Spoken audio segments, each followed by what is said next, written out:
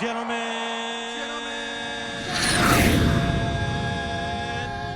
start your engine!